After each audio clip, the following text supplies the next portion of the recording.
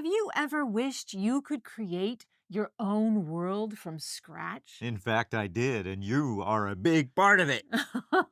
Today, we're diving into the fascinating topic of world building.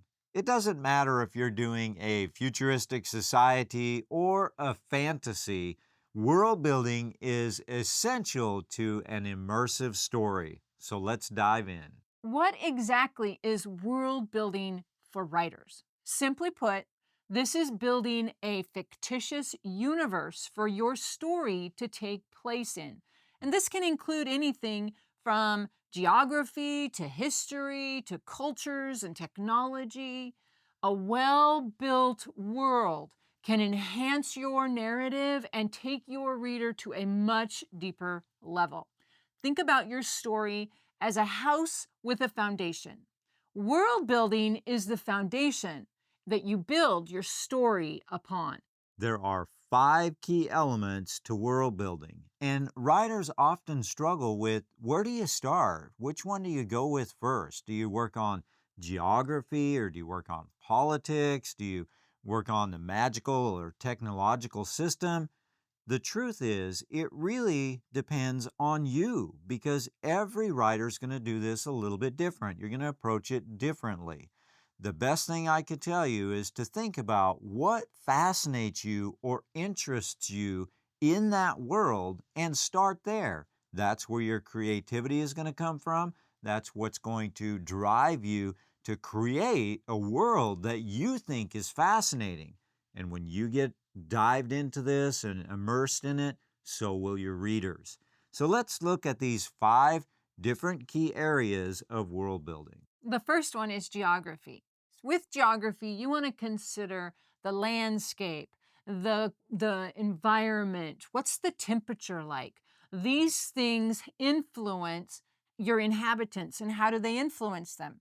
When you're talking about the physical landscape of your world, this influences the culture, it influences the history of your world. Now consider things like mountains and rivers and hills, and are there pastures? What's the color is the grass? Different things like that. They all influence the geography. Now, you could do what I do and just map it out. Creating a map of your world is super beneficial because then you can get a visual representation of the geography and see how different areas react with each other. Is there going to be a war? Is there going to be conflict? How long does it take a person to get from one region or one continent to another? And little things like that really help you develop a well-rounded story that your character can fit in, even if you're not an artist. You can still sketch out a basic map of what your world looks like, major features, continents, maybe even if you're doing a city, you could do different aspects of the city.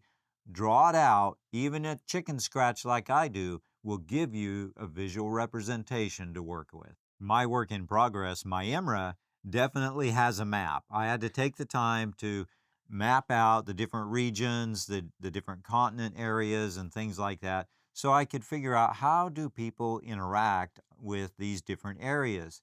And one of the unique things is that my world in my IMRA has two suns. So now you have to deal with different light, different daylight. How does that affect gravity? All kinds of things like that. So developing a simple map really was beneficial for helping me figure out how the characters are going to interact with this world. In my work in progress, The Electrical Saga, this storyline takes place on the west coast of what is current America.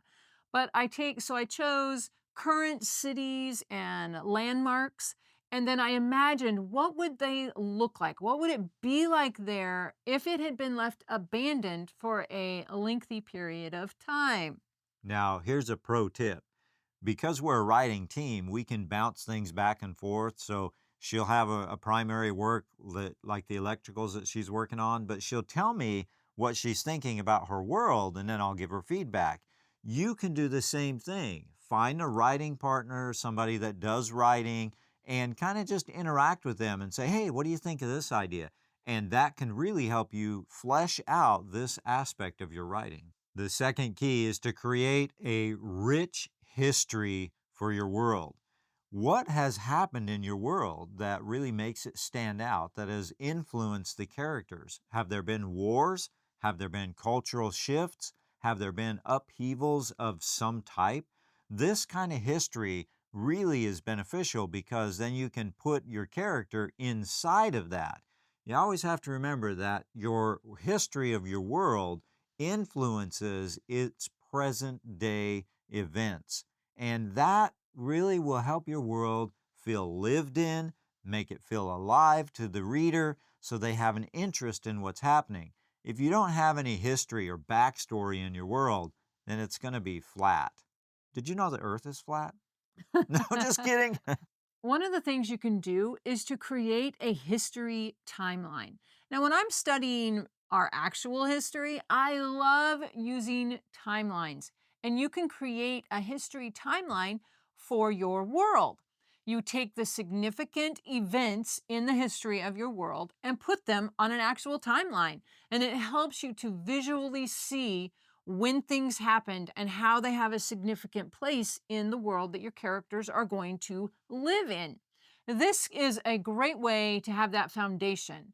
You may not use all of this information in your story, but it gives you the foundation to build your story on. Now, here's another pro tip. When you're doing this, one of the things that you can do is a character interview. And we've done a couple of videos on character interviews, and we have a character sketch that will help with your characters. But consider taking your character's perspective and interviewing them and asking them, what is it about your world that you really like or that you really don't like? What is it in your world that is your pain point? Is it that there's too much light, not enough light, too hot, too cold? What is it in the world that the character struggles with? So, approaching it maybe with some creativity and interviewing your character can really add some depth or some new creative ideas. Also, take into consideration the world that you're building and the characters as you build them, because your characters have to fit into the world that you've built. An example of this is from Hunger Games. You have the 12th district, the mining district. It would not make any sense to have a youth from the 12th district be arrogant and entitled since they grew up in that mining town with nothing. So make sure that your character fits in the world that you've built. In my work in progress, my IMRA, I had to take a lot of extra time with the characters, making sure that the characters could fit into the world with two suns and different gravity. What does that do to the character? How does that influence them? What challenges do they have because of that? How have they adapted? So you can kind of use this as a way to really flesh out your world and your characters and make sure they fit together. In the electrical saga, I created a history of the downfall of America when 80% of the world's population is dead. Now, don't you want to know what happens and why? You'll have to read the book to find out. By the way, it's coming in January. The third key is cultures. Explore the traditions, the languages, the different cultural aspects of a society. What are their beliefs? What are their traditions? Things like that can really help you develop a well rounded culture, a well rounded world for the character to interact with. And you can also find really good places for conflict that is natural based on the beliefs and the cultures and the different aspects of a society. One thing you can do to help develop your cultures is cultural artifacts. Develop objects and artifacts that have significance in your culture. What stories do they tell? This really adds depth to any culture. This can be creating languages, specific things about the language, mythology, all kinds of things like that really will help your character fit in this world and determine how they live, how they function, what they do on a daily basis. These cultural artifacts are really important. If you are a Star Trek fan and then you are familiar with the language Klingon, and Klingon is actually a fully developed language that Star Trek fans will use to communicate with each other. This is a great example of developing language for your fictitious world. Now, here's the question. Can you speak Klingon? Because I can't. I tried and it's so guttural. I ended up just spitting all over the place. My Klingon is horrible. Maybe you can speak Klingon. If you can, tell us in the comments. In the Electricals saga, this world has fully realized genetic manipulation, and this influences a company that controls this. And they have their own set of rules and customs and beliefs, but there is another culture there, and the conflict of these two cultures interacting with each other is one of the huge major conflicts in this story. In my Emra, my work in progress, I have 5 distinct cultures within that system. And those cultures really they struggle against each other, but they're forced to work together. Now, it makes an interesting plot twist when you have the very different cultures forced to work together for survival.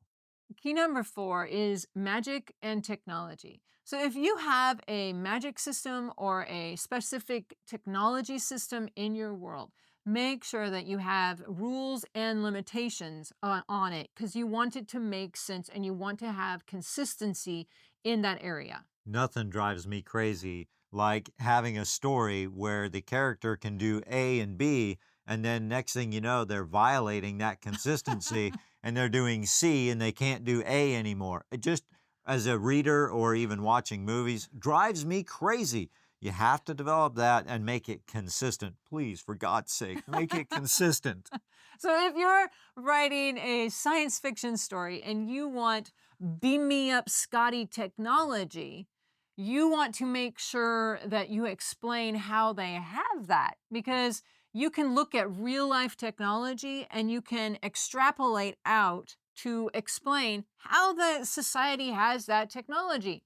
This requires research and You know, one of the things that makes it really interesting with Star Trek, like you're referencing, yeah. is that that technology doesn't exist, but Star Trek is so close to reality. I mean, it's so close to what we could achieve that it makes it believable. So when you do that research and you throw in, okay, this technology exists and this is why, you may need to make up some stuff, but make it almost believable and it will make the story much better.